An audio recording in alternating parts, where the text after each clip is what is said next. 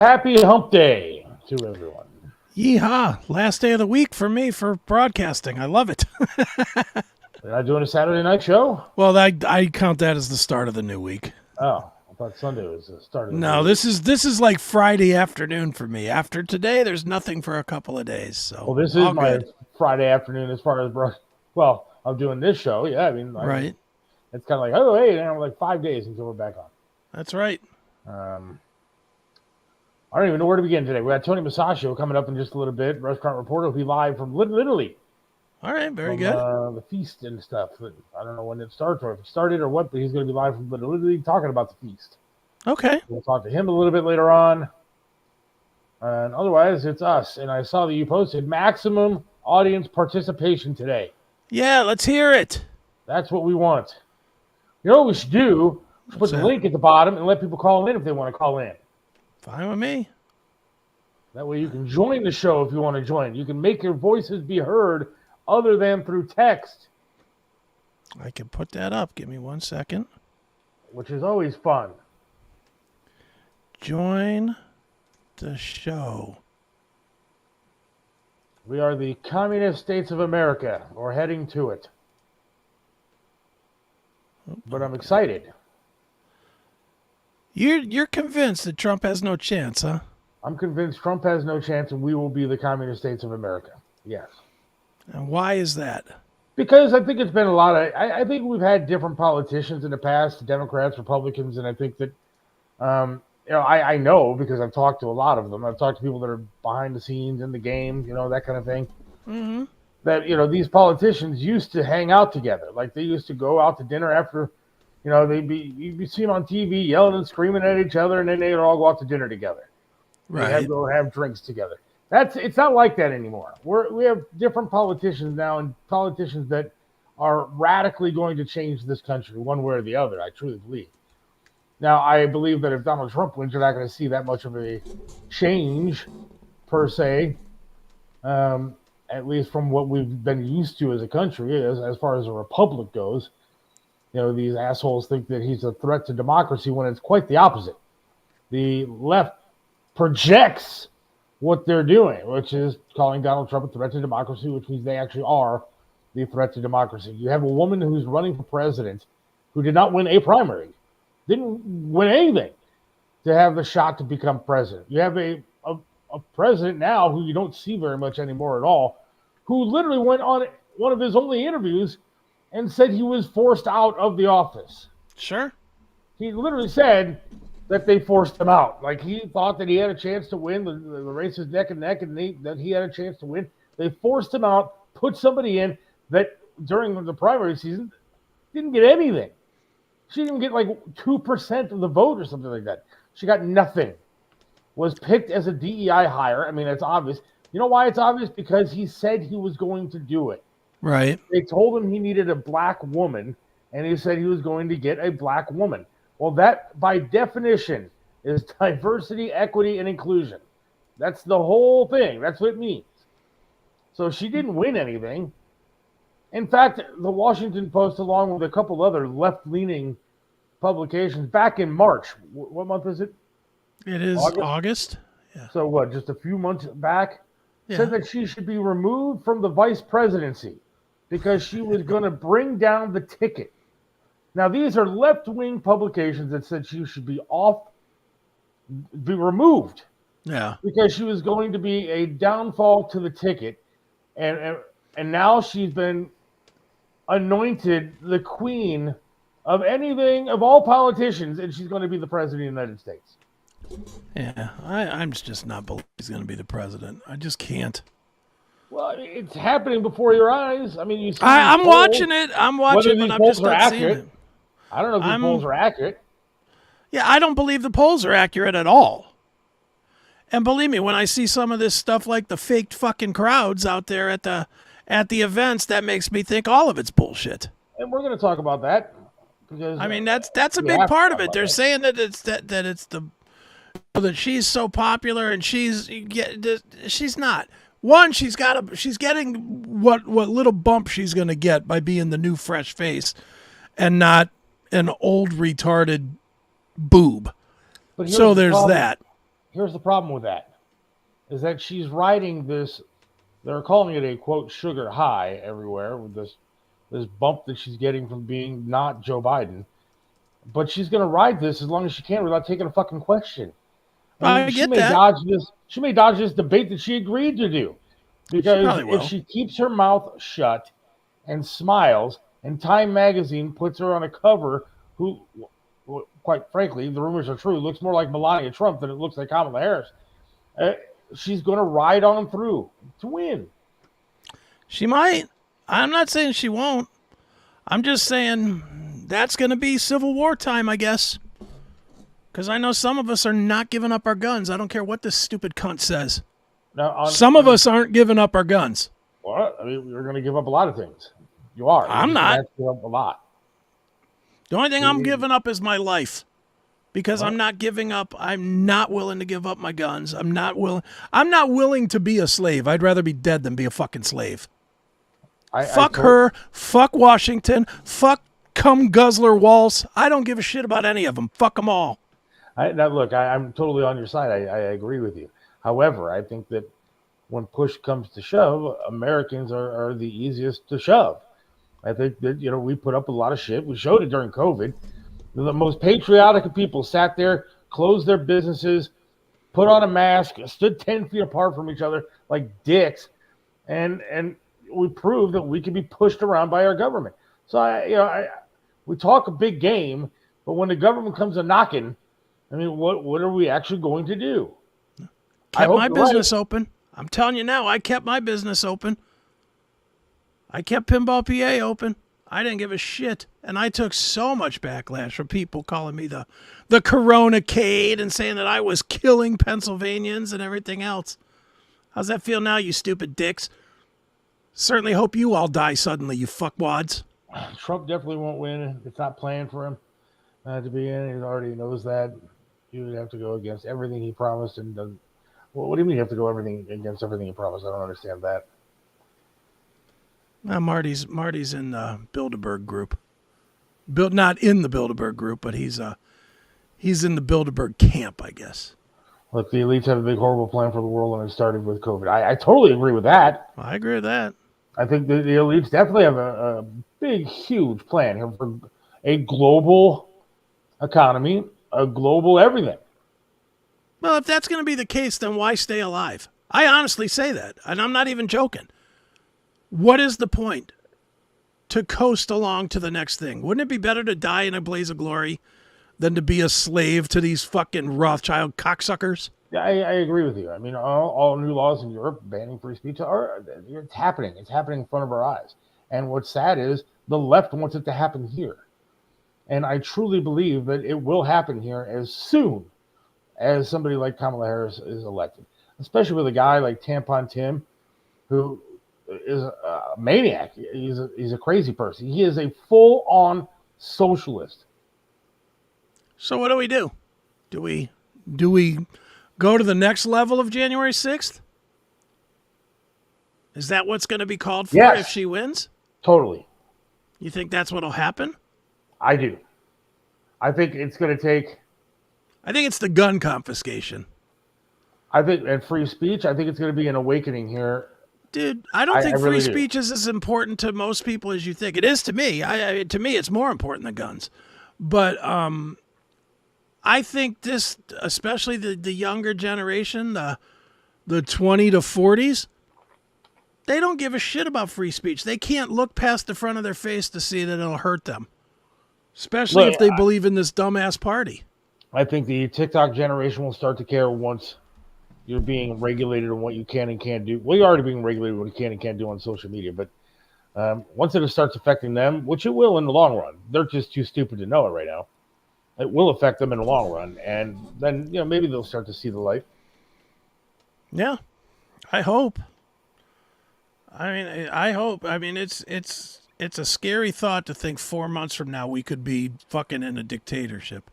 But the thing is that half the country does believe in this stuff. Half the country. I mean, I'm looking at a post right now from a guy that we know. I'll just call him Joe.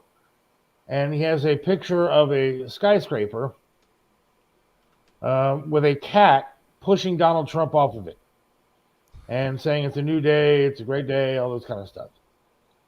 I mean, that's the kind of fucking people that we're dealing with. I mean, he's a fucking nutbag that actually believes that cats are more important than people. Now, granted, most cats are nicer, but actually a lot of cats are dicks. But, you know, I mean, I guess a pet is friendlier than most people. At least they can't really talk back to you. The other post that our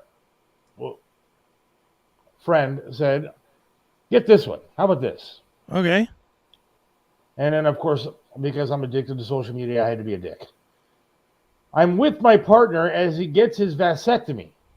And I can't help but notice no protesters, no one trying to get him to change his mind, no unnecessary medical scans, no 48-hour waiting period. It's like they trust him to make his own medical decisions. You fucking douchebag losing motherfucker. If you're going to sit there and compare a guy going to get his tubes tied to the killing of a baby, then you are dumber than you look. And you can strangle those stupid ass cats because they ain't no good to you anymore, pal. You're a dumbass. If you honestly believe that, then there's no purpose in you being around anymore. If that's your logic, then get the hell out of here. The Republicans that would be protesting are too busy working. Protesting what? I don't know. You're not protesting anything when you get your tubes tied. I don't care if you get a vasectomy. We're talking about, he's comparing that to killing of children? Well, I think he might be trolling you and you're biting. Trolling me? There's 100 comments on here. He might just be trolling. He's shit posting. No, I think he's just that dumb. I do. I mean, I'm sorry. And I don't mean to be a dick, but I mean, you cannot honestly just sit there and post stuff like that and be like, for real about it. Like, for real. Like, he's for real. There's another, so I commented, of course, because I can't keep my mouth shut because I'm an asshole. And I said, hey, look, your comparisons here are kind of perverted. I mean, you're comparing the killing of a baby to that. And then he proceeded to say that Republicans don't care about any lives when it comes to illegals coming across our border. You're right. We don't. And I See, this is where the argument needs, and you somehow defended it, right? Go ahead and defend it, because then I'm gonna step in on this. No, all I said was I've never seen Republicans say I want to kill illegals coming across this border. Yes, they're breaking the law, so they should be punished, like sent back to where they came from until they come here the right way. But I never have called for the killing of anybody, and especially not the killing of babies. Then he responds to my post by saying, I don't believe in borders and lines drawn by government overlords that want to control this country. Every country has a border, you dumbass. Well, he's a one worlder. Well, then find a different part of the world to live in. Joe's Take communal. Joe seems to be somewhere with them and have a good life. Joe seems to be communal. You like cats so much. There's some really big ones in other parts of this borderless world. Go hang out with those cats. I find the whole thing funny. I find that you get this mad about it the most funny. If people are stupid, they're stupid. Who gives a fuck what they think? Because I can't live in this country where half the country is going to literally vote for a fool who has not given one policy up. But it's going to happen. So why would you get mad? So why get mad? We need to revolt. So now we need to revolt. Now we need to sit there and say, if this happens come November and she gets elected, and when she takes office, we need to do something. Do you need to see stupid people to lead you to revolt? Can't you just look at the fucking situation and say, I'm not standing for this? Okay, but one person can't do anything. You need a group. You need a large group. You need the other half of this country to say, all right, I've had enough. Believe me, if she wins and she tries to follow through on her thing of mandatory gun confiscation, you'll be able to find that group pretty quickly. They'll be the ones in the streets with the rifles. I'm trying to read some of these comments. You can call into the show. It's right there. Click on, copy that link and join. You can make your voices be heard other than text. Look, and the problem is that even our government doesn't do shit for us. Even the right side that I believe in doesn't do anything for us. We talk to congressmen all the time, and they're always talking about, we've written letters to Quit writing letters. Start arresting people. Start taking things in your own hand. Start doing something for the people that you represent, damn it. Yeah. I didn't vote for you to write a letter. That doesn't do anything. Let's turn the body cams off and get back to wood shampoos, my friend. Start leading me to the Beat direction. some common sense into some people. Start leading me into the direction that we need to go to win this battle against the evil side. There is good and evil in this. Yeah, dude. I just don't understand the energy that you give to this. To Facebook. I mean, because I don't have any other outlet. Where else am I going to take it on? I mean, simple. You turn it off. You turn it off until you have to deal with it. You know what you got to do if you have to deal with it. You don't need Facebook showing you that people are stupid in order to know what you have to do if it comes to your door. No, but I want to take it on. I want to. Well, I know you do. I want to be part of the group marching in the streets to victory. I don't want to sit back and take it anymore. Let's but arguing on Facebook isn't making you. What? Isn't opening the door for you to be part of that mob. But what's going to? What other outlet do I have other than coming on here and bitching about it? I don't know. I don't have anything. I would love to organize. I would love to. There's going to be people knocking on the door for about 10 minutes. I would love to organize and get a whole bunch of people to start marching these damn streets and start taking over what's ours again. Because I'm sick of it. I'm sick of parades for whatever we see in June instead of seeing parades for vets all the time. I'm sick and tired of the left bitching about every little cause, and everybody wants to give them everything that they want. I'm sick of being a month for every fucking group of people in this country. How about we're all Americans here? I want to take to the streets. I want to be part of that group to take this country back. Well, see, and again, it's just a different philosophy between me and you. You want to argue with it in the hopes of changing somebody's opinion. I just can't be influenced. I will not stop calling a faggot. I will not celebrate LGBTQIA plus minus 1, 2, 3. I will not celebrate Juneteenth. I will not. Call me the name that you want to, lefties, because I don't care about that either. Racist? Fine. Homophobe? Fine. I don't have to come on and defend my point. I don't need to defend my point to somebody that is not at my level. Fuck them. I don't care what they think. I don't care what they say. Fuck them. They don't matter. They're not worth the energy. I know if they come for my guns, what I'm going to do. And I know I'm joking around about it. I'll shoot this or that or whatever. But I know what I'm going to do. And nothing is going to convince me otherwise of what I'm going to do.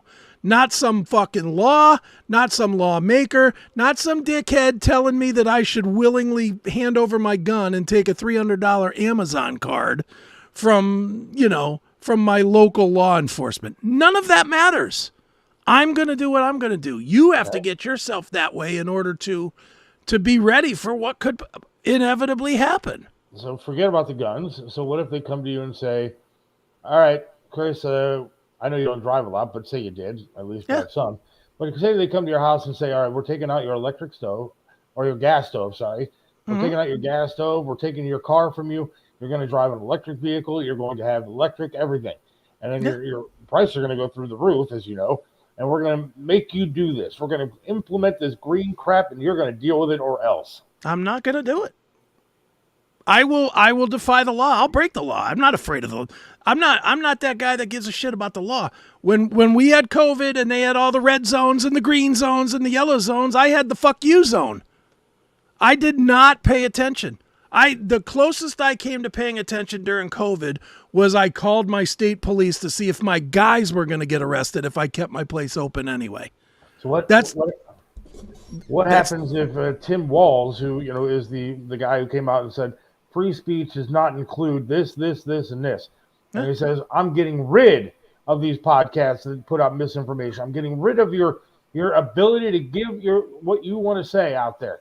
Then I'll do what I got to do. Our podcast will be gone. Yeah. And? I mean, how are we going to defy it and just put it on anyways?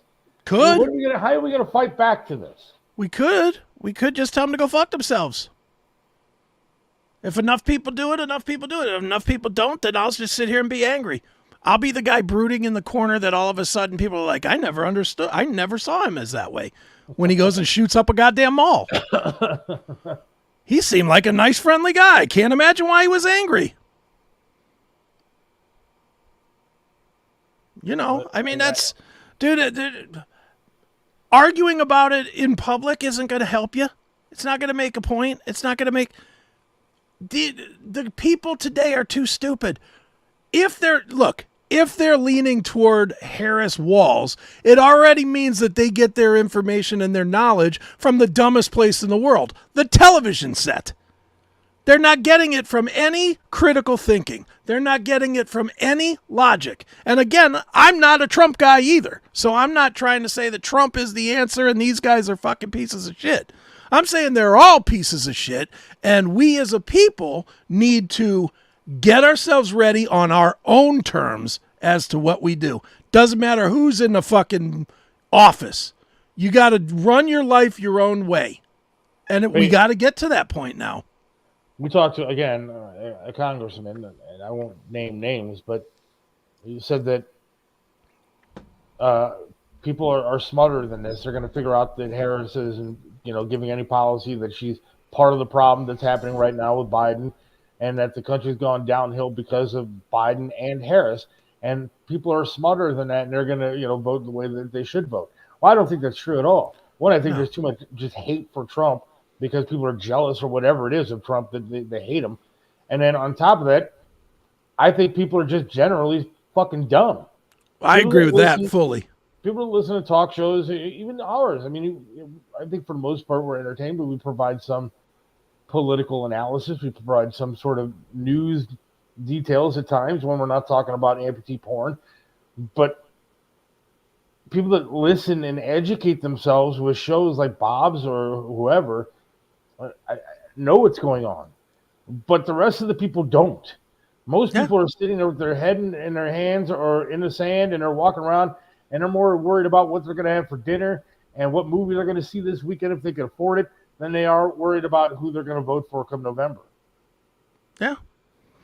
Well, I mean, the reality is, dude, it's going to play out the way it's going to play out. And quite honestly, if it plays out the way you're talking about it and Kamala comes in and she fucking wrecks the country or whatever, the easiest way is just, at that point, that's when you just say, okay, well, I'm going to change my lifestyle. Instead of trying to be productive, I'm going to be a drain on it. I'm going to get on somebody put in there about government assistance. I've thought about this fully. If they're going to make it even harder and more difficult for me to run businesses and own businesses and speak my mind and do my thing, well, you know what? Then I'm not going to do shit. I'm going to get myself on disability. I should have for the last 30 years, whatever. I could have got disability for this burn accident. I just never have. I'm going to put myself on disability. I'm going to put myself on the dole, and I'm going to live out my life letting them pay for if they're going to make my existence shitty, then they're going to fucking pay for it. I mean, that's true. Period. I could absolutely get disability for a couple of different things. Absolutely.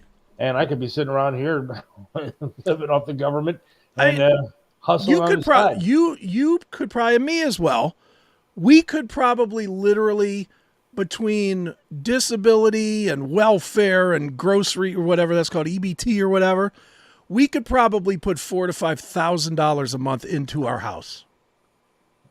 Don't you think?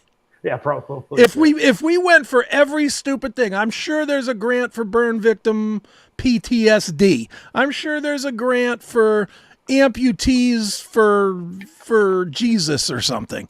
I'm sure there's a grant for every stupid thing that's out there that we could be just filling out paperwork and getting money for. And I could go into some shrink, squeeze out a couple of tears and say, I'm afraid of getting blown up again. Every day when I go outside, I'm scared. I could go and do that and get myself on fucking disability tomorrow. And who's going to argue that? Who's going to argue a guy that was burned 70% in an explosion doesn't have PTSD? Who's going to make that argument?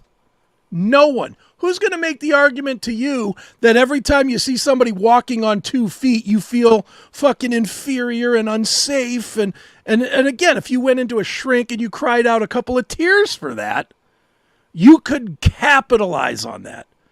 We are from, me and you both are from a generation that was taught to earn. We were taught to take care of ourselves.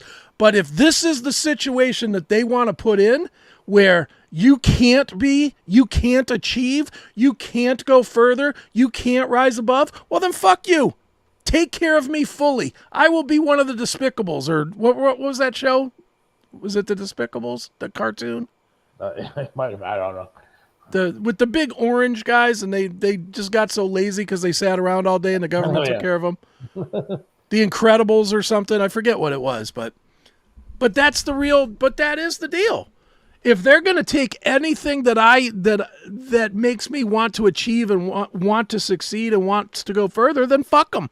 Then they can pay for every goddamn thing, and I don't give a shit. I mean, I'm with you. I just, I'm more of the, I want to see people stand up for their rights and go after the government as opposed to sitting back and taking from the government. The problem is the people that will stand up are too old to stand up. We literally, I mean, think about it, dude. If we were going to have a true civil war, a true civil war would require the 20 and 30-year-olds. And they've been conditioned for the last 20 and 30 years to be pussies. That is true. So they're not going to stand up. Do you really think somebody that's 22 years old right now and is out there fucking supporting Tampon Tim and Harris, the minute something doesn't go their way, they're going to say, well, no, that's enough. I'm going to stop it. I'm going to step in. I'm going to stand up for my rights. They are going to fucking fold like somebody that has a 3-7 in a game in poker. Yeah, I mean, it's supposed to be government for the people, by the people, and we are not anymore. I mean, they changed that. They flipped that script, and now they control us. And well, there's no representation. That's for damn sure. This certainly isn't a conspiracy theory. This is just actual fact. I mean, we don't make any decisions anymore, and our government doesn't help us the way that they should anymore. Well, I don't know if they ever did, but they did better than they are now. The fact that we can have in our state multiple representatives for our state and they vote opposite shows that we have no representation. Well, absolutely. Because they're not supposed to vote what they think. They're supposed to vote what we think. Right. So even if it was, I'll go as far left as I could possibly go. If it was late term abortion up to 6 years old, I'm going as far left as I could possibly go here. If that was what was on the table, and anybody voted some right, some left, that just proves that we don't have representation, because their only job is to represent what we feel, and they don't do it, and we don't hold them accountable. Sometimes we got to vote them out, and if we can't vote them out, like that fucking twat bag Talib in wherever she is, the squad bitch, if we can't vote them out, then we got to march into that Capitol and pull them out. Pull them out by their fucking hair. Say, you're out of here. We're not gonna go by a false election. We're not gonna go by a fucking, faked thing. We're not accepting your terms. We're not accepting your rules about counting votes. We're not accepting any of it. Fuck you. Do it right, or we're throwing you out. The old-fashioned way. Like our governor. Like tar and feathers. That's what we need to bring back. Tar and feathers. Like Governor DeWine. Governor DeWine is definitely not one of us. He was supposed to, during COVID, he was supposed to be there for us. He wasn't. Mm-hmm. No, we're always screwed on it, dude. You know that. I mean, it's... Remember that cartoon that was made? Yeah. I played that for you. Mm-hmm. Can I play real quick? It's only go ahead. This is the guy, Governor DeWine, who lied straight to our faces. Lieutenant Governor this yesterday, but I want your kind of spin on this. What is your end game here? Because right now, we've been wearing masks like we were told to. 4 to 6 weeks is what you said originally. That date is approaching. We were told to flatten the curve. We did that. We've been told to stay at home. We've cut restaurants and bars. People are still losing money because they have to close early now. How do I know that this is not going to be a permanent thing? When is the mask thing going to stop? When are the restrictions going to stop? We've done everything that you've asked us to do, and the dates keep flying by and nothing new is happening. Well, first of all, when we announced the mask order, I didn't say it was going to be on 3 to 4 weeks. It said 4 to 6 weeks, I think was what the doctor said. Not what I said. I never said that. Clip. Look. Said the following. If all of us would put on a face covering now for the next 4 weeks, 6 weeks, we could drive this epidemic to the ground. It said 4 to 6 weeks, I think was what the doctor said. Not what I said. What a dick. What a dick. He's a dick and he was a liar. Well, And he's a politician, so both of those pieces are like automatic as part of And it. there were other guys, even Bob, that called him out on his bullshit, and he lied, and they're still doing that. We have quite a few Ohio people that are just liars. Well, not Ohio people, politicians. They're all fucking liars. That's how they get there. Every one of them. I honestly believe once you graduate city council, because I do think that city council people, a lot of those people are just people that live in your city and are hoping to, get a pothole fixed on Main Street or, get the playground cleaned up. But I think once you graduate from city council and you get into any kind of regional, state, or federal politics, the first thing somebody says is, you ain't going to get there being honest. You got to lie your fucking ass off. I think that's part of the training. It might be in their handbook. It probably is. You got to screw people over. You got to not do what the people want, and you got to lie. And you got to find ways to funnel money into your own pocket. Because that's what all these cocksuckers do. Yeah. That's what every one of them do. We were talking earlier about these crowds for Harris. Yeah. Do you have any of the pictures? Oh, she has huge crowds showing up at her. Huge crowds. Don't forget, you can join the show. The link is out there if you want to talk instead of text. Feel free to join and let your voice be heard. Look at this big crowd.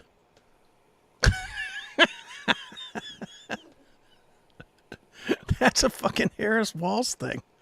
Yeah, but I've seen pictures where they're just huge. It looks like tens of thousands of people are there. Oh, yeah. Well, let me find some of those real quick. Those are hilarious. The one getting off the plane is hilarious. Yeah, they're just deep faking all this stuff. Let me see. Kamala Harris, fake crowds. Okay. Is this one? I've seen some, man, where the faces. This one is my favorite. This is my favorite so far. So here's Kamala and Walls getting off the plane.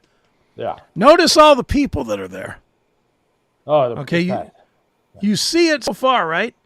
Yeah. This is not the picture that we saw on the news. It is not. But we'll get to that one here in a minute. Watch. So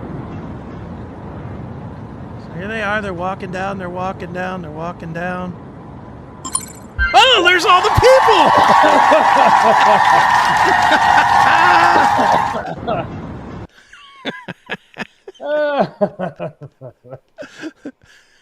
But this is the photo that we saw. Oh, yes, it is. That's what we saw coming off the fucking plane. Yeah. That's what the news ran with. Crowds are lining up anywhere that Kamala Harris is. They're lining up.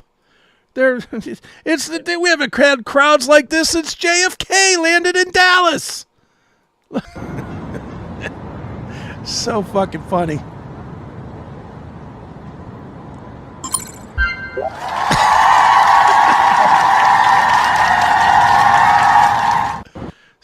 What's funny is that they like zoomed in on some of the look at that, some of the cell phones of people that are in that supposed crowd.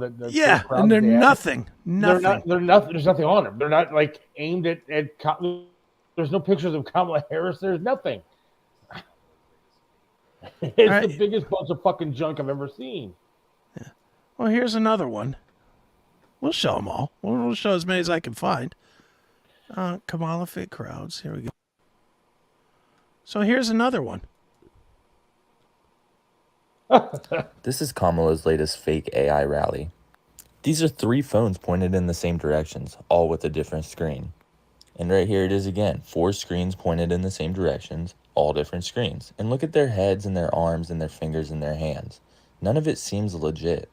In this one, in the bottom left a little bit, you can see a dinosaur on somebody's screen like they're watching Jurassic Park.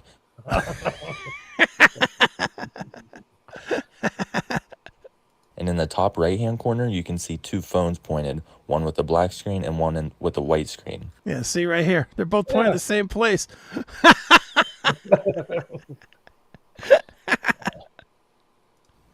And here's that dinosaur just a little bit closer. I mean, Kamala's not all that attractive in my eyes, but she's no dinosaur. No, they retired the dinosaur. That was Biden. Nobody's watching Jurassic Park while they're supposed to be at a rally. I mean, maybe Kamala fans would, but not many people. It's ridiculous, dude. It is. It really is. It's scary what's going on. It really is scary. I think this is the same one. A lot of people are saying this photo. Here we go. A lot of people are saying this photo. Whoop. Fuck. Wrong button. A lot of people are saying this photo of Kamala's new rally of her getting off of her plane is AI generated. Let me show you. In this picture here, you can see that there's clearly some dragon or dinosaur on his phone, and he is not recording the rally. And over on the top right corner, you can see somebody is pointing the screen in the same direction as someone in front of them, and one screen is black and one screen is white. Here's a closer view of the dinosaur or dragon. And here you can see they're all pointing their cameras in the same direction, and most of their screens appear to be different. Here's another dinosaur on somebody's phone, 3 phones pointed in the same direction, and they all have something different on their screens. This is definitely AI generated. Like, look at that. You are not convincing me that somebody's watching Jurassic Park while they're supposed to be recording this or being there and present. No. A lot of people are saying this. See, this is what's screwed up, though. I mean, Habu is right. He's right. He thinks I'm laughing because I think it's These just are funny. 3 phones pointed in the same directions, all with a different screen. Why does this thing keep going on? Hold on. A lot of people Everything's are going crazy on me here. What the fuck? No, I'm laughing at the stupidity of people. I'm not laughing at the fact that this is going on. I hate that it's going on. Because that's what's scary, is that it actually is happening, and people believe this shit. I mean, there are people out there believing it.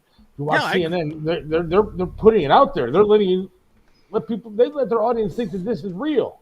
Yeah. No, I know. It's crazy. It's crazy. But the funny part to me is not that it's going on.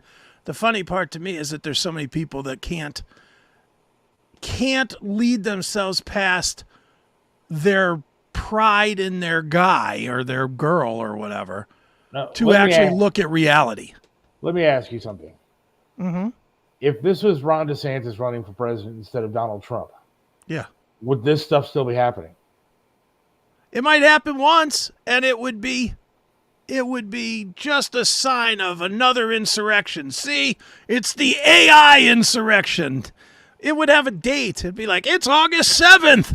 You know, just like January 6th. They would literally run with it like it was the end of the world. But I mean, would you be seeing the outcry from the left the way that it is? Oh, from the left? If it was somebody else running other than Donald Trump? I'm going to say yes, and you probably won't agree with me, but I'm going to say yes because at this point, I think Republican and Trump mean the same thing to these fucking lunatics. So even if it wasn't Trump, it would be, well, he's still got Trump's values, so fuck him. He might mean tweet too. That's what they'll lean in with. He might mean tweet too. He might have grabbed the pussy once. I guess I don't know. I mean, I personally think that if it was anybody other than Trump, this election would be wrapped up already. I don't disagree there. But if it was Ron DeSantis running, I think that it would be a runaway for Republicans to win this thing. I think the hatred for Trump amongst even some Republicans, which is still just bizarre to me, it is so rampant that they have a shot of winning this thing. So then, who do you blame? Do you blame the Dems for being lunatics, or do you blame the Republicans for not seeing that and going a different way? They could have not given him his delegates. I blame them all. I absolutely blame them all. I absolutely blame the Democrats for going off the deep end and calling him a threat to democracy, because he's not. And they don't like his personality. They don't like the fact that the media, they made fun of the media and called him fake news and all that. And so, I do think, though, I do blame the Republicans in some way too. I mean, you knew that if you put this guy out there as our candidate for president again, that this shit was going to happen again. Yeah. And that they were going to try to attack him and tear him down in every single way that they could possibly do it. They will lie, cheat, and steal to make sure that he does not win the election. They did it once, they'll do it again. And this time, they're not even being quiet about it. I mean, they're being as open as they could possibly be. Sure. That they're going to do whatever they can to make sure that Trump is not in office. And I think that if the Republicans were smarter, myself included, then maybe going a different direction might have been a better plan, because we'd absolutely win this thing. And now we have the chance of a communist, socialist ticket winning. Yeah, well, there is a chance. I guess that's we'll what see. we've come to in this country. That a communist, socialist ticket could actually win the presidency here in America. It's unbelievable. Yeah, I know, it's crazy. I listened to some asshole this morning on another radio show saying Trump didn't coin fake news. It was his fake news that, you're just a fucking moron. I bet you Trump fucking piloted those planes into the trade centers too, didn't he? Oh, son of a bitch. That guy, I'm sure he absolutely. Son of a bitch. Remember when Trump was flying those planes out in the Pacific into the boats? Oh yeah. I remember those days. What a dick Trump was. I know. Remember back in the 800s or whatever it was, when Trump was leading the Crusades? Remember that? Oh, I do remember that. I read that in history. Yes, I do remember Trump was in charge of that. Why don't we do this, dude? Let's take a quick break. We'll play a couple of spots. I want to change directions. I have something that I do want to talk to you about, like a very specific. It's something I think will be very personal to you. Okay. Does that work? It works for me. All right, so hang tight, everybody. We're going to play a spot or two, and then we will be back with more of the Seth Williams Show. There's plenty of places to experience the Seth Williams Show, but if you want all the content, you need to join us on Minds. Get all the live episodes of the show every Monday and Wednesday from 4 to 5:30 p.m. Get the special bonus footage every Wednesday from 5:30 to 6 p.m. Get bonus content from Seth and Chris as it's produced. It's only $4.99 per month, so don't wait. Sign up today. Visit us at www.minds.com/Seth Williams Show. It's the album that changed everything, Metallica's Black Album. In Cause and Effect, Metallica, author Chris Aiken takes you back to the lead-up, the release, and the shockwaves that followed. Relive the moment that divided fans, reshaped heavy metal, and turned commercial radio on its ear. With insider stories and personal memories from rock critic and radio personality Chris Aiken, this book is a backstage pass to one of rock's most iconic moments. Get your copy now at chrisaiken.net or on Amazon. Don't miss out on this epic journey through heavy metal history.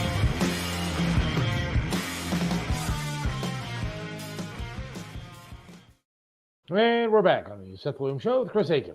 Yes, we are, man. Well, dude, I saw this story and I immediately thought of you, and I'm sure you're aware of this story, but I think the fans and myself are dying for your take on this. Uh-oh. No pressure. Jimmy Malone exits WTAM in Cleveland. Oh, yes. Yes, indeed. What did you think when you heard this? First, let me give you my personal take on Jimmy Malone. Jimmy Malone, I met probably 25 years ago. Okay. And he was working at maybe 20 years ago. He was working at Magic, and I was working down the hall at MMS. Right. And there was one morning that I went off on Lanigan. Okay. On the morning show, I was hosting mornings at that time, and I was calling him, names and saying he's old and kind of a loser and all this kind of whatever. Management came running down and started screaming at me. You can't say that about Lanigan. I said, well, why not? He's just it's another dude in the building. What do I care? Yeah. But you can't say that about Lanigan. Who do you think you are? Blah, blah, blah. So whatever. And so they made me go down the hall and apologize to Lanigan. Ugh. Now, I didn't apologize for shit, but I went in on his show and I said, they told me to come apologize to you because I said something to you, something about you on the air. And Lanigan made fun of me and called me. He said I look like a tackle box. Well, hold on. So I just because I want to be clear on this story. So you said something about Lanigan. He overheard it, or how did he know? Management heard it. Management heard it. Yeah. So when you went in to apologize to him, was he aware of it? I think he was. I mean, I think somebody told him that I was coming down there. And he expected you to apologize? I don't know whether he expected it or not. I was just doing what I was told to do. All right. We kind of joked about stuff, and I said, sorry if I offended you or anything. And he goes, well, you look like you fell into a tackle box because I had like piercings in my eyes and I had like 12 piercings in each ear and all this. So it was the old man joke in the 90s. It was the old man joke in the 90s. So after that show, though, Jimmy came up to me and said, don't worry about him, blah, blah, blah. And Jimmy Malone and I talked probably every single day after that for a very long time. Always said hi, very cordial. And I thought he was just a super duper nice guy. Okay. And I have a lot of respect for Jimmy, and he was always friendly towards me. Now, he got this slot, this 9 to 10 slot on TAM. Mm-hmm. I mean, it was after they got rid of Geraldo Rivera. Right. Geraldo was doing that slot. And him and the guy that produces his show, they are as left as you could possibly get. Okay. Which I thought was just an odd thing. Geraldo was left, but he still had some interesting stories and stuff like that to tell. Right. But these two are just way left. Okay. I thought it was kind of an odd mix for TAM to have a left-leaning show on there. But Jimmy Malone is one of the nicest guys you're going to meet, and he's sort of an icon in town as well. Way icon for radio in this town. Yeah. And the fact that they would let this guy go and do it the way that they did, from what I've heard, I mean, he posted something on X saying he wasn't allowed to say goodbye to his fans. I mean, that's bullshit. He's a class act, a nice guy, and the fact that he was let go the way that he was let go, I mean, he was let go like I was let go, which I thought was bullshit too. But to walk a guy out like that, forget about it. He deserved a hell of a lot more than that. I know a couple other guys, same thing. They weren't allowed to say goodbye to even their friends and fans. And why? I don't know why they got rid of him. Do you think they walked him like security or HR walked him? Well, they probably did it like me. Management probably walked him. Did management walk you? Like you were going to, steal a stapler or something on your way out? I asked management because I still had like my book bag like in my studio waiting, because I was going to do a show that day. And I said, can I say goodbye to everybody? And they said no. And management, I don't give a fuck anymore. Ray actually went and grabbed my book bag and stuff for me. Right. And then they said I could say goodbye to Carmen. And I walked in and I said goodbye to Carmen and walked out. I wasn't allowed to say goodbye to anybody else, and they followed me to the fucking door, dude. Jesus. I mean, what are you going to do? I mean, nothing. Exactly. What was I going to do? That's what I mean. It's like, it's one thing if you were in management's office and you punched Ray in the face or something. Okay, then you get walked out by security. But you just lost your job. I mean, what are you going to do? Steal a microphone? And I'm not like that. And after 20 years, they should know that I'm not like that. Yeah, and same with Malone. Same with Yeah, Jimmy Malone. so I feel really bad for him. He was a classy guy, a nice guy. And I don't know How old whether, is he?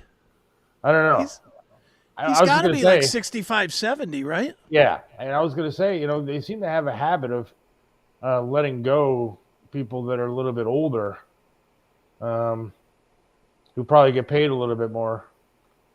And well, and they doing said it kinda, I read somewhere that this was part of on the same day that this happened that I Suck at Radio announced a $900 million loss for the quarter or something. Yeah, I mean it's really bad. I mean they're just tanking.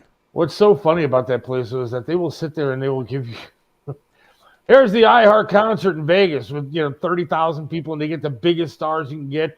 I mean, I would imagine Taylor Swift either they're doing something illegal or they're paying a whole lot of money to these people and we're offering more airplay for going to their iHeart concerts to play for them. I don't know what they're doing. I mean, that's speculation. Obviously, I don't know anything. But I mean, they get all these stars to go out there and they give away $1,000 every hour to a listener and all this bullshit. Yet they can't afford to keep a good staff around them. Well, yeah. I mean, and not only that, dude. iHeart, and again, you would know better than me. I just kind of watched as a peripheral person.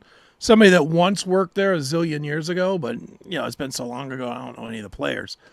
iHeart, the one thing that they do worse than any other big company in the world is hang on to bad ideas that are failing. They will hang on. Look at iHeart as the streaming process. That is a failure. Not that a lot of people don't use it, but that they have 10 million stations on it, which means that they dilute the value of it to nothing. There's no value. I mean, dude, when is the last... We're in the podcasting world right now. Yeah. If somebody asks you about the podcast, what do they ask you? Are you on Spotify or are you on Apple? Absolutely. Right? That's what they ask. They don't ask you. You've been doing this, 2 years now, roughly? Yep. Yeah. How many times have people, after the first, let's say 6 months where people were still associating you with TAM, right? How many times in the last 18 months has people said, hey, well, what about iHeart? I use iHeart all the time. Never. No one uses it. Usually it's always Spotify, really, and then Apple or something like that. But yeah. But iHeartRadio is into this for $1 billion. Don't they spend $1 billion a year on iHeartRadio, on the streaming platform iHeartRadio? Did I not read that somewhere? That they spend $1 billion with a B every year on this thing. And there's bigger companies out there with smaller overhead. Audacity or Odyssey. The Odyssey thing. I would say that's bigger than iHeart now, wouldn't you say? Probably, yeah. TuneIn is bigger than iHeart. iHeart promotes the show. I got a notice last week. Well, that's great. And you know what, Habu? You're the first one that's ever told us that. But you know why it's on? And let me pull the curtain back and tell you something. Do you know why it's on iHeart? Because Spotify distributes to iHeart. We distribute through Spotify, and Spotify distributes to iHeart, and Google and Apple and everything else. It's not because iHeart made some commitment to the Seth Williams Show. Right. Susan says, I won't miss him. Look, I'm not saying... I never listened to his show, so I don't know whether his show was any good or not, or whether it was... I know it was extremely left because I know who produces that show. But I know it was extremely left, but I'm saying as a person, Jimmy is one of the nicest people you're going to meet. And and like I said to somebody the other day, I don't care who you are. I don't want anybody to lose their jobs. No, of course not. I mean, there's people over there that I still don't like, but I don't want them to lose their gig. I mean, radio is tough enough as it is, much less being treated like crap and fired for no reason. Yeah. And I mean, he's, however old he is, Jimmy Malone, he's at least in his 60s. I think we can be safe in saying that. Yeah. It's hard to go, how does a guy in his 60s or whatever start over? Is he going to be your new co-host? Will he replace me? Well, he could be. You and him could bring the world together instead of you and Mike. Maybe him and Mike will do a show together. Well, there you go. But I mean, like, again, I have all the respect in the world for him, but iHeart just treats people like garbage like that. I mean, again, I know people. Maybe it's ageism. Maybe he might just retire. Now I'm looking at because he's 70. Yeah, you might want to maybe he'll just hang out. I'm sure he's made a pretty decent living throughout the years. On radio. And again, I respect his career and I respect him as a person. Whether you like the show or not, I never listened, but I hope that he does well. I know there was a time my mom listened to Lanigan and Malone in the morning. I listened to them back in the day when I was a kid. What's crazy is that was the competition for Howard Stern. I know. Well, that's just it. I mean, Howard came along when I stopped listening to Lanigan because I listened to Howard. Because Howard just mowed him over. Howard mowed over everybody, though. I mean, Howard. Yeah, he did. He really did. But Howard killed MMS, and that's why I was literally on. I think the number was like 12 different morning shows I was a part of because they just kept switching them out because they couldn't find anything that could beat Howard. The problem is they never gave anybody any time to beat Howard. No, they some of those shows that they brought in there were just bad. It was like they were just grabbing people and throwing people. Shut up, I was on all of those. Yeah, well, I'm not saying you. I'm saying the hosts. Who was the one that was the Ann Pont guy? That guy. Oh, he didn't. Maxwell. He didn't do morning. Maxwell. He did afternoon. Yeah, but he shouldn't have been on the radio, period. Yeah, but I didn't like him. I didn't like him. I've never been a fan of Rover, but that's personal reasons, I guess. And the fact that all his stories seem to be bullshit.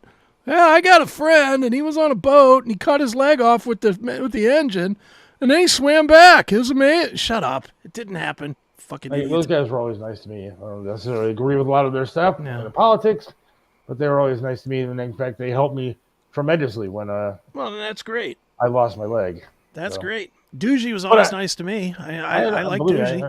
I understand your thoughts, but like I'm trying to think of like the different morning shows that I was on. It was funny. Last night was Stansberry one? No, he did afternoons with Maxwell. So I was checked out by then. I was just all Howard all the time. I didn't even know there was another station. They had this show, Wolf and Mulrooney, and they were from Albany, New York. And Wolf went crazy. Like I babysat his dog one time, or dog sat his dog, and I had to like diaper his dog. He's a weird dude. But Mulrooney is one of the funniest fucks I've ever met in my entire life. Still is one of the funniest people that I've ever seen do comedy. He was a stand-up comedian who did, he had Comic Strip Live that he did. He hosted a bunch of other different things. And last night I actually saw a clip of Joe Rogan talking to Adam Sandler. Yeah. And they brought up Mulrooney's name, saying that he was just, you never wanted to go after that guy because he was just that funny. And he was.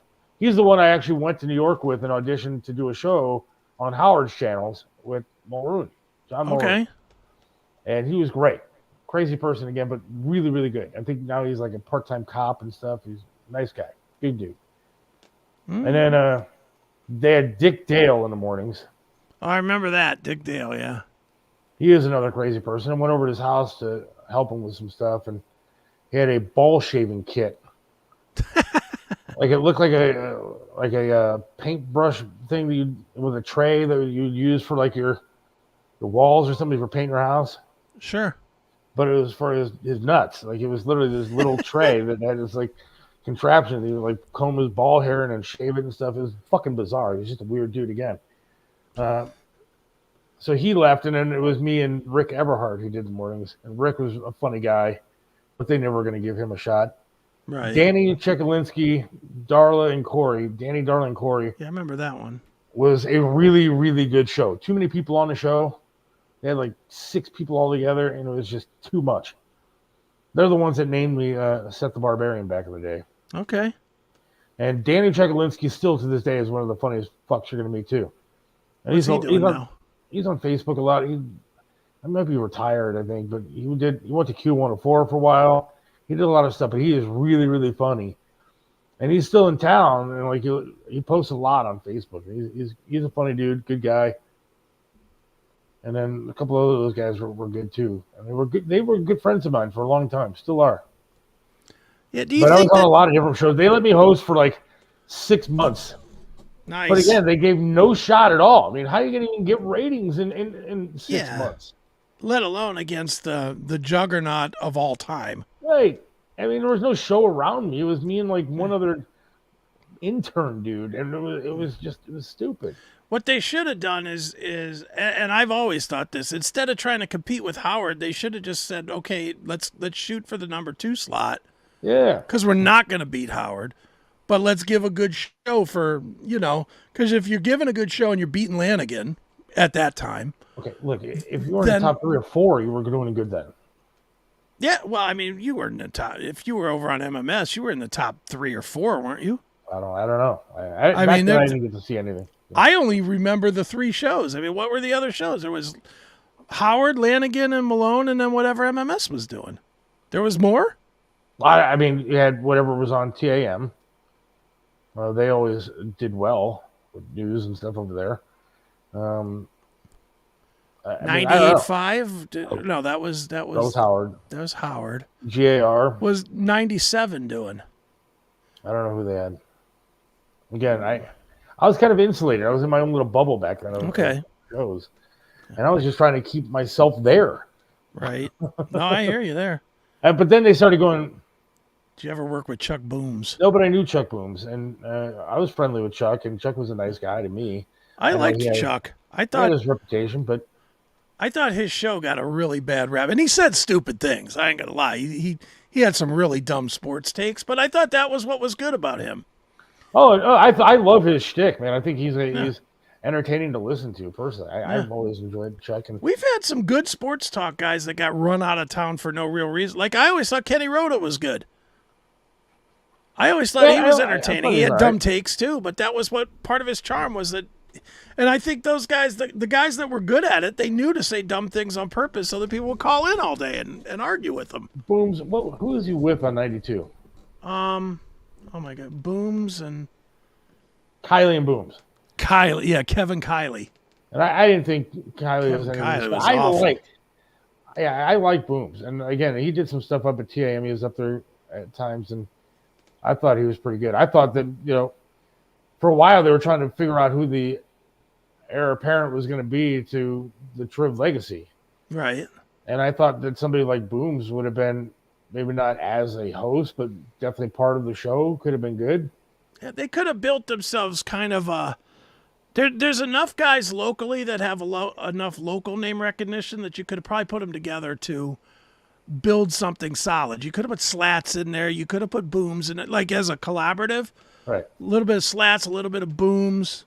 But see what they did? They were not prepared. And they've started to get prepared because believe me, I know some of the shit that went on behind the scenes there. And I know that some people there did not want Triv there anymore. I know that. Do you think Triv would have ended up getting fired? I know that there are people there that wanted him fired. But, I mean, do you think that could have possibly...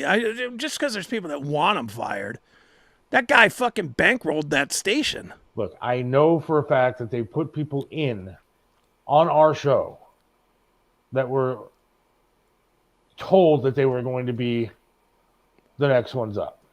No kidding. Wow. And that was long before Triv passed. Right. I mean, I should write a book. You should. You're always looking for money ideas. There's one. I know a lot more than what people give me credit for. So far, you've kept your mouth shut. You've been a good soldier. I have. And it's sometimes tough to keep my mouth shut. Knuckleheads in the news. I remember that segment. It was funny. Sadly, that's just the news now. Right. Now it's every day. Now it's every news story every day, all day. Top and bottom of the hour. Yep. The radio business, though, is one of those. I mean, as you know, it is cutthroat. It is mean. Oh, yeah. There are people that you think are your friends that are right now talking shit about you. Of course. It sucks so bad. Yeah. And I think that's one of the reasons why I didn't progress further. I mean, look, I'm happy doing what I'm doing. I love producing for Bob, and I Sure. love the people where I work. I think are great. But Triv did give me one. I remember sitting in my interview with Triv back in the day, and if people don't know Triv, he was the afternoon guy here and a legend in this town. Sure. But the interview that I had with him before I got the job was, don't trust anybody. Yeah. Oh, yeah. Mm-hmm.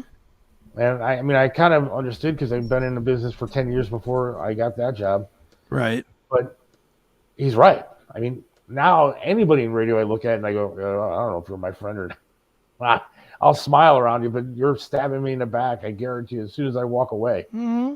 And I know there's some dumb fucks out there that did that to me, and they're pieces of shit. And the problem is they're still working in the business. Yeah. Because you have to be that way. I'm not that way. Dude, that's how you get ahead. I'll get on the air today and I'll talk about Joe's and the stupid cats and stuff, but I can't stab somebody in the back. I can't. And maybe I should. If I was like that, maybe I'd be better off than I am now. Yeah, you probably would. I know that was one of our big things, and I know you get along with them, but that was one of our big things with Rover and his crew. When I was doing the metal show, they used to just go to Kim Monroe in the mornings and just straight up lie about what we did in the studio. I mean, straight up, they would lie. They'd say, oh, those guys left the studio a mess, and there's pizza boxes everywhere. That's me and Wardlaw. And I know most of you guys don't know Matt. I do. But to say that Matt left a mess, Matt, that is an impossibility. This guy, Matt, I don't think, I did the metal show with Matt for 12 years. And I think, no lie, Ditzer, and we did it Sunday nights. No lie, I think we ate in the studio twice. And both times were when a band brought something. We had a rhythm. Matt brought himself 2 bottles. At that point, I think it was Dr. Pepper. I brought myself 2 bottles of Gatorade. That's all we brought to the studio. That was it. So we were only there like 2-3 hours. We weren't there a long time. But we kept getting called in. Kept getting called in by Kim and Rowe, and she'd be like, well, Rover's team said you guys left the newspapers thrown all over the place and pizza box. I'm like, what are you fucking talking about? We play 20 metal songs and we leave. We weren't reading the newspaper. It's at 10 o'clock at night. Yeah. I was like, and then we had one time that they said that we poured, and I don't even know where this came from, and this was beyond ridiculous. They said that we poured sugar on the doorknobs. And Kim was like, why are you guys pouring sugar all over the stage? And we were like, what are you talking about? Well, those guys said that there was sugar all over the doorknobs, and you guys must have made it. And I was like, what are you fucking talking about? We didn't do that. It's like, this is ridiculous. Why would you do that? It made no sense, and I don't know what, but I definitely, I had my issues, and it all came to a head when Dieter tried to throw me out of the interviewing studio, and it just went really bad. But I had I had my issues at MMS to start. There was one woman that worked there, and she was a girlfriend of the guy that was in charge, which is completely that's illegal. A lose automatic, right? But they never really hit it, and she would get so pissed because back then you could smoke in the studio, right? And she would get so pissed because you would just be smoking like a chimney in that place because it was cool, man. It was cool playing rock songs and right, sure, and lighting up a cigarette while you're sitting there at the board and doing all that kind of. It was fun. It was a dream job back then. But she would bitch like you couldn't believe. So finally, the management said, "No more smoking in the studio." I wanted to beat that bitch, but then we had to smoke in this little room down the hallway. I was like, right. "This is a great move." There in that room where we were allowed to smoke, there were 8,000 albums from like the classic MMS days where they actually played record albums. I was like, so now you're happy? Forget about the studio. With air conditioning and filtration and all this kind of stuff. You want me in this room that have classic albums from the 70s that I can light on fire. Yeah, and just ruin and take out 50 years of history. But man, those days were those old MMS days were great, man. Those Sure. They pulled up that board when we moved from downtown, Yeah. from Tower City to Oak Tree, To Oak and Tree. Independence, and there was literally like just tons, like just white powder in every corner of the board. And I was talking with the engineer. He's like, "That's exactly what you think it is." He's like, "Man, we used to party in here. It was Coke, and Yeah. people would just come in here and just put a bottle of Jack on the board and drink and play records all night long." Sure. I was like, "What the fuck? I missed it, but like Yeah. that much." Well, dude, I didn't know him, although I did meet him a few times. But I always suspected as a kid on up that BLF Bash was always partying. You know, when you would listen to BLF Bash at night, he always sounded fucked up. And Dude, he was like he was one of my heroes, man. I loved him. And Len Boom Boom Goldberg. Yeah. And so Boom was one of my good friends when he passed. He actually bought me stuff for my daughter when she was born, and he was a good man. I went out to breakfast and lunch and all kind of stuff with him, talked to him on the phone regularly. He was just a good guy. But BLF Bash, he would talk to me every night that I went in, every morning that I got there anyways, when I was an intern, about how he had to leave and go get some Taco Bell, man. He loved his Taco Bell. Right. And I remember one day I was sitting on the couch, and Spaceman Scott called me. Okay. Remember Spaceman Scott? Yeah. Yeah. And he called me, and he goes, "Seth, man." I was like, "Yeah." "Are you still going to school?" I'm like, "No." He's like, "Well, then you can't be an intern if you're not going to school." I just kept going. I didn't stop going. I mean, I was out of school for like 3 months and nobody noticed. So I just went to and kept showing up as an intern. And so he's like, "So we're going to have to make a change here." He's like, "You can't just keep coming in, not getting paid." Okay. I said, "All right, well, what do you want me to do?" He's like, "Be here at 11 o'clock tonight." Okay. And he's like, "We're going to hire you full time." I was like, "All right." And I get up to the station, and they're there. Management's there. BLF Bash is there. And they walk him out of the building, make him clean out his locker. They walked BLF Bash out? And said, "Seth, they're taking over overnights." Oh, my God. Are you kidding me? No. I watched him walk out the door. I think I maybe talked with him one time after that. And I became the new voice of the overnights on MMS. Oh, wow. I did not know that. I didn't realize that you literally walked him. I watched him get walked. Well, you know what I mean. I mean, you were the I started my radio career that night on the air. And, people weren't all that happy when all of a sudden... Oh, I'll bet not. BLF Bash isn't there, and it's Seth the Barbarian. Yeah, because Bash was hugely popular. Hugely popular. And, of course, if you look it up on Wikipedia, it has, like, some dude that joined the station 3 years after I started doing it. Right. It's so Well, fucked dude, up. The lack of respect that I've gotten in this industry has been unbelievable. Well, yeah, it's because you're nice. You should have been an asshole. You could have got further. Well, dude, just real quick, and I know Tony's waiting, so we'll play a spot and we'll get to Tony in a minute. But this is just something that popped up this week. You know who I might be having for the show? This is a might, but it's looking good might. Huh.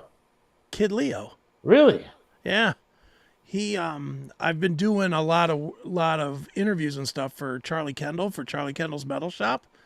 And he used to work at MJI at MMS and knows Kid Leo and Dude, that would be amazing to have him. Mentioned it, and I was like, yes, I'll do that all day long. We'll dedicate a whole show to that. Absolutely. You know, Without that would be amazing. So it's something that's working right now, but keep me posted on that. Fingers crossed, because that would be very cool. So, all right, look, one spot, and then we'll come back with Tony. Sounds like a plan, my friend. All right, we will do assured window cleaning. How's that? Sounds like even better. Here we go. Assured Window Cleaning specializes in window cleaning, chandelier cleaning, blind cleaning, gutter cleaning, and post-construction cleaning. In business since 1947, Assured Window Cleaning has proudly been serving its customers in Cleveland for 75 years. As a family-owned and operated business, Assured Window Cleaning has built their reputation on trust and delivering the best results possible. When you need window cleaning services for your home or business, contact Assured Window Cleaning. We're one of the top window cleaning companies in all of Cleveland for both residential and commercial. Visit our website today at www.assuredwindowcleaning.com or call us at 440-989-0122 for a quote. And remember, everybody knows Tony. Contact Assured Window Cleaning today. Everybody knows Tony except for his camera. Yeah, I was going to say, what happened? We were all set to go to him, and he's gone. He'll be back in a minute. He's the signal in Little Italy is maybe failing, or maybe got a phone call or some shit. Maybe. I don't know. But that is I funny. love talking old radio stories. I do too, man. I wish it was the same. Yeah, it's different now. It's definitely a different thing, but I mean, it was corporate when I started, but it wasn't like corporate like it is today. Sure. I mean, when I started, it was like MMS and that building. It was it. Mm-hmm. Oh yeah, dude, the Tower City building, man. I've got a bunch of stories on that myself, man. I had crazy times too. So maybe we'll talk about that in the bonus time. How's that? There you go. All right, let's bring Tony on. Tony Masaccio joins us live from, I believe. Let me see if I can bring him up. I got him. Hey, there he is. How are you? We're good, Tony. How are you, man? There he is. All right, perfect. Now you can see me. So Now we I got am you. here, guys. I'm here live at Mayfield Road in Murray Hill at Borgata Bar, which Borgata means a suburb in Italy. And the word ghetto also comes from Italian word, which we know what that is. And the hood's right down the street. Right. So this is really cool. So this is their logo. Can you see that? Yep. Yeah. So the guy's head is in a three-legged coochie. All right, go back to that picture, Tony. I got a question for you. Go ahead. All right, that looks pretty cool. What's that? Is that a pine cone or pineapple? What's that thing that around? That's, you know what? I'm going to have to find that out, Seth. This is actually the Sicilian flag. So, of course, every flag has colors and stripes and stars. Only the Sicilians can have three legs because they cut the one off. Well, welcome to my world. Yes. That was a good one. So again, I am here live, and the Feast of the Assumption is starting tomorrow evening at approximately 6 p.m. from Thursday evening, August 15th, to Sunday evening, where they usually have the fireworks, but they have not had them probably for about, 5-6 years. First of all, they became very expensive, and the city didn't want to have it anymore. It was too close to homes. So a funny story, a friend of ours that we golf with Little John, his father used to be in charge. Again, the neighborhood runs this. And Okay. of course the church bills these guys a booth charge so they have their restaurant and they serve food and drink inside the restaurant. And then there's a booth outside of the restaurant, and they used to charge whatever, $300, $400, $500 per weekend. Well, now the church charges about $2,000 to $3,000 Wow. for the restaurant, and of course, those proceeds goes to Holy Rosary Church. Wow. So, guess what? Jesus is making money every Feast of the Assumption. Now, what are some of the good restaurants to check out while we're down there? So Mia Bella's is a wonderful one. So you can do a sit down in Mia Bella's. You can sit down in Borgata. You can sit down in Garino's, which has a great patio in the back. You can also sit down at Trattoria's and La Dolce Vita. So those are the main staples of Little Italy. And a couple of them, actually, Mama Santa's closes for 2 weeks and they just cleaned the restaurant. In those 2 weeks, they literally closed the doors because it is a nightmare for their employees. I mean, this is, it's a 4-day fiasco, if you will. Again, it's going to, hopefully it doesn't rain here. It's forecast it's raining a couple days, and, they buy all this food and alcohol. And again, it's the weather that permits them to make money, which is, it's like a fair, it's like a festival. That's weird. I didn't know that because Mama Santa's is one of my favorite places to get pizza. It's one of my all-time go-tos for Little Italy and to get it to go. And I didn't know they closed. Huh? Yeah. So behind me is the Alta House, which is where they're going to have the bocce ball tournament starting tomorrow night all the way to Sunday morning. It is an entrance fee of anywhere from, they have a couples, they have a guys, they have the kids, and every contest there's a cash prize at the end of the championship. So this is really cool. So you can come down to the Feast of the Assumption and you can see this all weekend long playing bocce ball. And it's an art. It truly is an art when it comes to the sport. So, and I did it for years. My mom and dad used to do it. I got into it.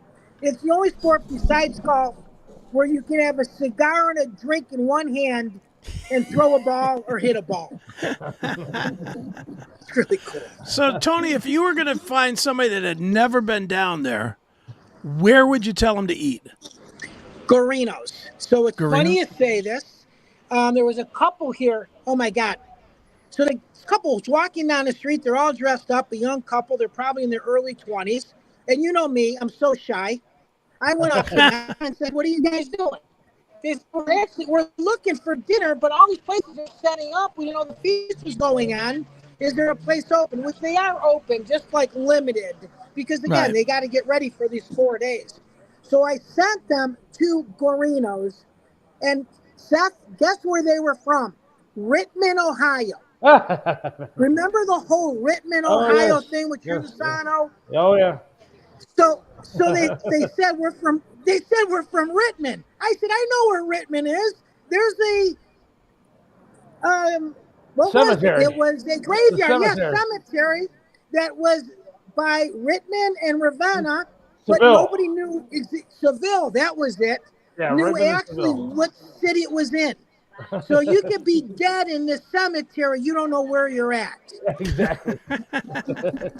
So anyways, Trish did a whole, we did it for hours talking about Richmond. People were calling in. I know where Richmond is. So anyways, I told the couple, I know where Richmond was. The guy was shocked. It was funny. So anyways, I sent them to Garino's. They ate out in the patio. I told them, try the lasagna. So I just saw them walking up the street right now with it to go. And I said, stop back to the feast. And he thanked me. And I hope you're on the floor or something. They're not talking here, so. No, actually, I'm on a podcast. Say hello. Hello, everybody. To Seth Williams. Seth Williams, how are you? Eddie, Eddie's actually the fish guy. So all the we supply all the clams and fish out here. All the calamari. Cool. Yeah. Nice. Isn't this cool? So, so he walked by and said, Tony, what's going on? I'm like the mayor down here. Well, just like my friend. He's the vice mayor. I'm the mayor. There you go. Very good. I'll see you soon.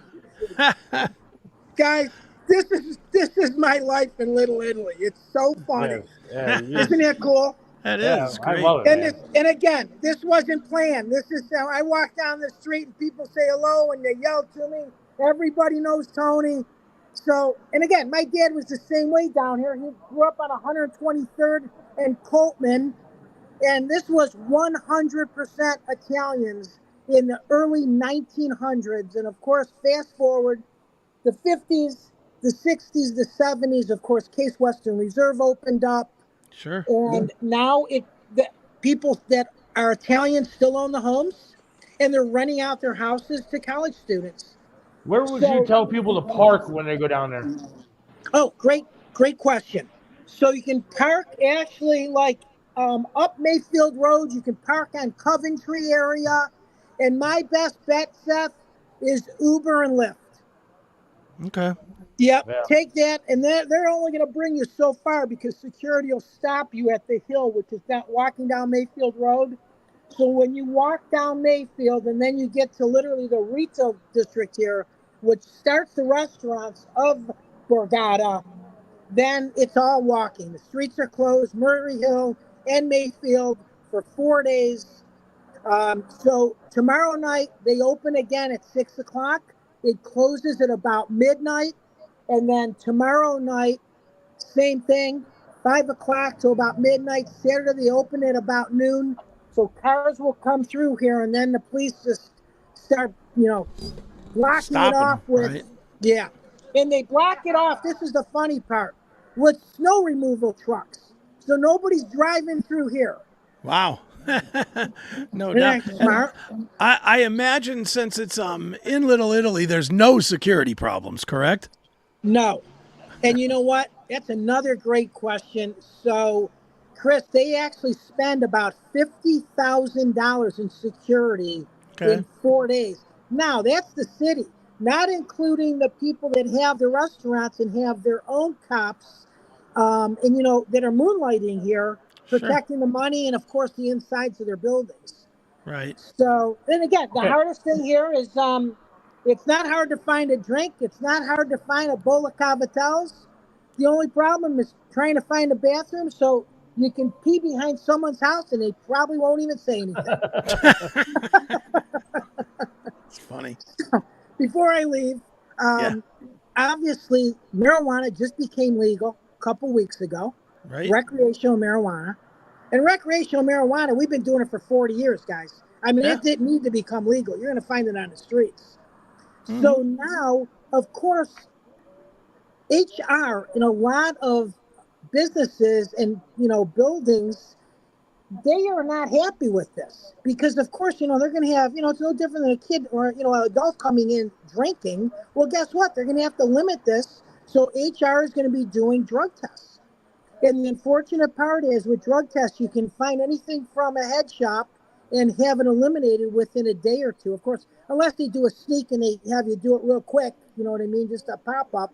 Yeah. But did you know that a hair frolic can have marijuana for 90 days? One little sliver of your hair, they can find marijuana for 90 days.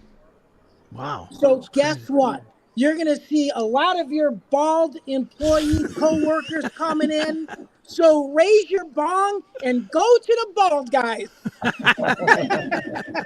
Exactly. I love you guys. Thanks, Tony. I'll right, talk to Tony. you next Wednesday. And if you're coming down here, please, any friend, and you guys also, please call me. I'll make sure you're getting drinks and food. All right. Tony. Sounds good, Tony. I'll talk to you soon. It's always a pleasure. Tony. I'll see you. Everybody. Was he there? Well, he's gone now. I'd go down to Lafise, but yeah, I don't know if walking that hill over there is necessary. Yeah, that's that Murray Hill is not a. It ain't no There's joke. a reason the word hill is in the street name.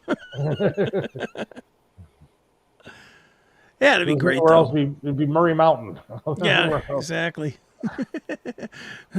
Fat guys like us call it Murray Tower. Oh boy, well that was good. So, that was good. It is time for Minds. That's right. So if you're we'll play part of the group, go over there. If not, we'll talk to you again on Monday. Yeah. Thanks to everybody for listening. Thanks for Tony. And again, if you're going to go to Minds, MINDS, we'll be over there shortly.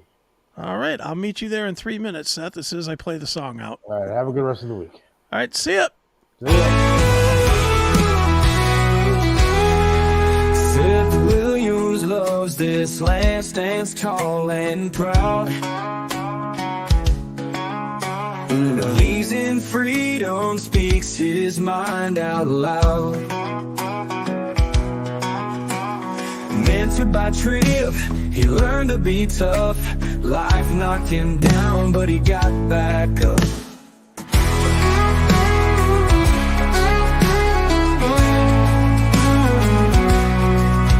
Lost a leg, but he's still strong and true. Chasing dreams under skies of red, white, and blue. Voting for Trump, He shouts it clear. WTAM tried to bring him down, but he's still here. In the heart of America, Seth takes a stand. Against the tides, he defends our land. Liberals call him crazy, but he don't care. He's got the spirit of an eagle, soaring high in the air. Hates LeBron James, won't wear that crown. Prefers hard work and blue jeans in this town. Radio waves try to shut him up, but Seth keeps singing, filling that cup. From the small town streets to the mountain high, Seth sees the flag waving, reaching for the sky. He keeps on fighting with a rebel yell, for every fallen soldier and the stories they tell. In the heart of America, Seth takes a stand. Against the tides, he defends our land. Liberals call him crazy, but he don't care. He's got the spirit of an eagle, soaring high in the air.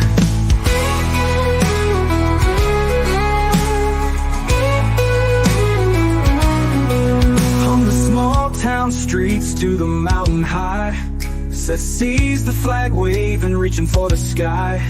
He keeps on fighting with a rebel yell, for every fallen soldier and the stories they tell. In the heart of America, Seth takes a stand. Against the tides, he defends our land. Liberals call him crazy, but he don't care. He's got the spirit of an eagle, soaring high in the air.